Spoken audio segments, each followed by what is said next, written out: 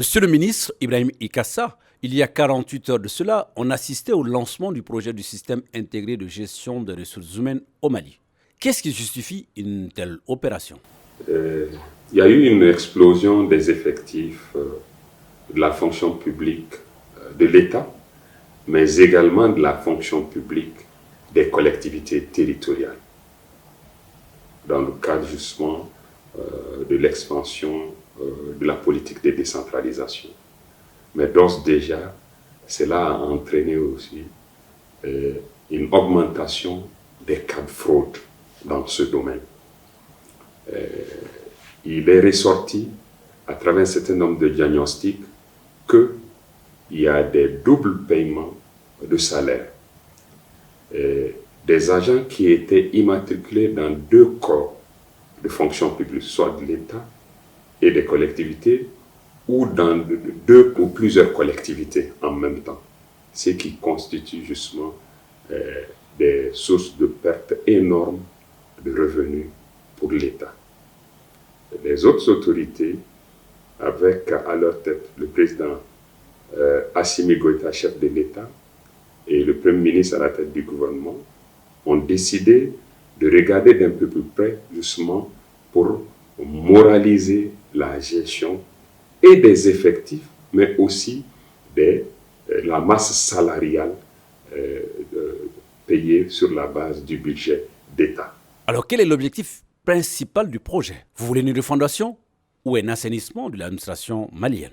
Les politiques publiques doivent aller dans le sens de la préservation des intérêts supérieurs de la nation. Mais qui dit politique publique dit une bonne gouvernance. Et la bonne gouvernance doit justement s'occuper de la limitation des cas de fraude, mais aussi des dépenses injustifiées au détriment de l'État. Ce qui fait que aujourd'hui, après une opération de transposition qui a été faite en 2018, on s'est rendu compte dans le secteur de l'éducation seulement des collectivités territoriales, on s'est rendu compte que la démultiplication des irrégularités a entraîné pour l'État annuellement une perte de plus d'1 milliard, disons 1,37 milliard de francs CFA, annuellement constaté, parce que justement on a constaté qu'il y avait ces irrégularités qui se sont démultipliées. Donc ce qui fait qu'en poussant un peu plus bas, au-delà de la fonction publique des collectivités, dans la fonction publique de l'État, on se rendra compte justement de l'énormité de cette situation et de pouvoir corriger ça pour justement résorber une telle situation.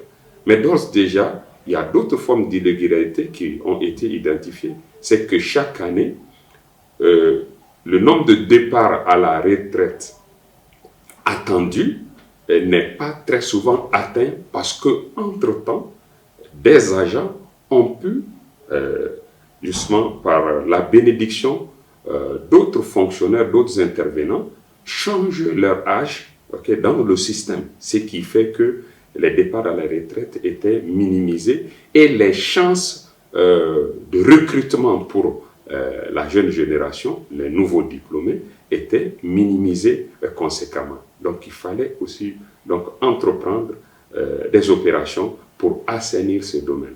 La stratégie nationale qui est développée aujourd'hui consiste à mettre en place un système intégré de gestion des ressources humaines de l'État et des collectivités pour pouvoir faire le point des effectifs sur la base d'une biométrie qui permet justement de dire qu'un travailleur, c'est véritablement un seul et unique travailleur et que corrélativement, sa position statutaire, son parcours, sa carrière sont établis et que le salaire, les traitements et autres indemnités qui lui sont dues sont également établis pour que corrélativement, les effectifs et la masse salariale soient maîtrisés de bout en bout. Et c'est ce processus qui est en cours, l'originalité étant que c'est l'administration publique, donc l'État, qui conduira l'opération de bout en bout, sans intervention externe, mais de permettre que, alors, et une fois cela fait, on puisse avoir les résultats escomptés. Monsieur le ministre Maïga, sur qui comptez-vous pour mener cette activité, étant donné que les mêmes personnes qui s'adonnent à de telles pratiques sont celles qui vont réguler? Vous savez, c'est l'occasion qui fait le larron. C'est parce que la situation était permissive que les gens se sont adonnés à cœur joie. Et les usagers, mais aussi les agents de l'administration chargés de la gestion de ces cas. D'ailleurs, il y a aussi des cas dans les irrégularités, il faut citer les cas de décès qui ne sont pas purgés dans le système et dont les salaires continuent de tomber entre les mains de qui tout cela doit être su.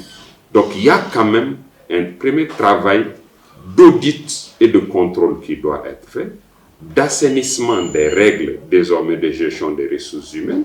Maintenant, les conséquences en termes de sanctions pourront éventuellement suivre aussi. Cela n'est pas exprimé. Pour le moment, on est au stade justement du diagnostic, de l'audit et justement du rétablissement des principes de meilleure gestion justement du système. Monsieur le ministre, professeur Maïga, quelle est donc la durée de ce projet? L'opération a commencé en ce mois de mai 2022 que nous sommes pour être bouclée en juillet 2023, c'est-à-dire tout le système mis en place. Maintenant, la gestion va continuer au long cours de façon indéfinie, tout en améliorant au fur et à mesure le système qui va être en place. Monsieur le ministre Ibrahim Ikassa Maïga, après le cap de la refondation de l'administration malienne, quelles sont les prochaines étapes? Ce projet participe d'un certain nombre d'autres projets. Il y a, par exemple, la stratégie nationale pour la bonne gouvernance et la lutte contre la corruption, qui est une étude qui est en cours, qui diagnostique tout le système de gouvernance de l'État pour pouvoir assainir les principes de gestion et lutter efficacement contre la corruption, la mauvaise gouvernance des affaires publiques. Il y a aussi une stratégie nationale de dépolitisation de l'administration qui est aussi en cours pour que les plus méritants soient au poste de responsabilité et que des considérations politiques politiciennes ne puissent justement les atteindre lorsque ils exercent de façon assez efficiente justement leurs fonctions ou les missions qui leur sont confiées. Il faudrait qu'on minimise l'impact de la décision politique dans le fonctionnement de l'administration et que c'est à raison qu'une personne est nommée ou est démise donc, de cette fonction. Pas simplement parce qu'une volonté politicienne est là pour le faire. Donc il y a ce processus aussi qui est en cours. Mais il y a une étude beaucoup plus importante qui est en fait une étude portant sur la rationalisation des structures administratives de tous ordres. On va commencer par les institutions, ce que la réforme constitutionnelle va régler, mais il y a aussi le fonctionnement de l'administration générale en tant que telle, ou de l'administration spécialisée.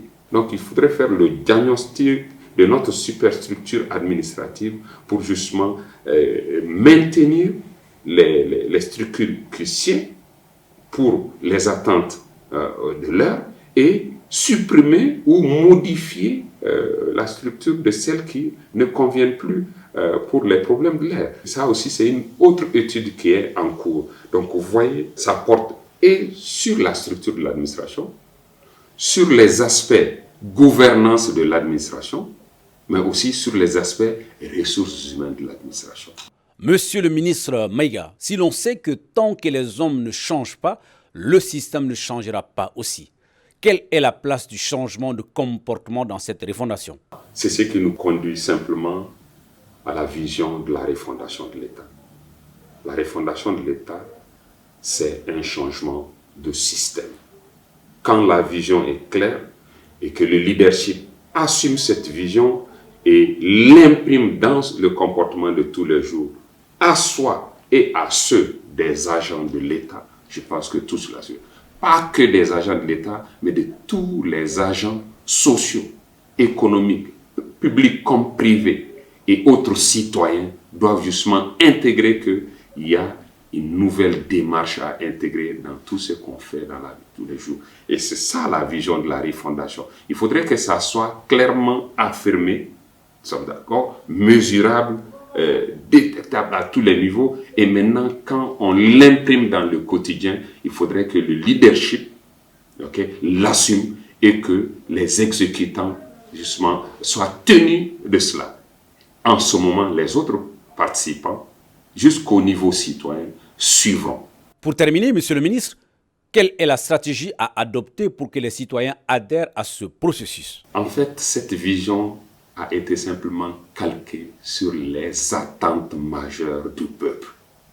Le ressenti du peuple, c'est ce qui a été transmuté en vision politique aujourd'hui, assumé. Mais ce n'est pas que dans le verbe politique, c'est dans le vécu, c'est dans l'acte posé par le leader aujourd'hui, avec à la tête du pays le colonel Assimi Goïta, président de la transition, chef de l'État, avec son premier ministre, le docteur Choguel Kokala Maïga, chef du gouvernement, mais aussi toutes les autres institutions de la transition aujourd'hui ont intégré cela. Et je pense que ça se vit et le peuple comprend ce qui se passe et supporte. Véritablement, c'est cela. Merci beaucoup.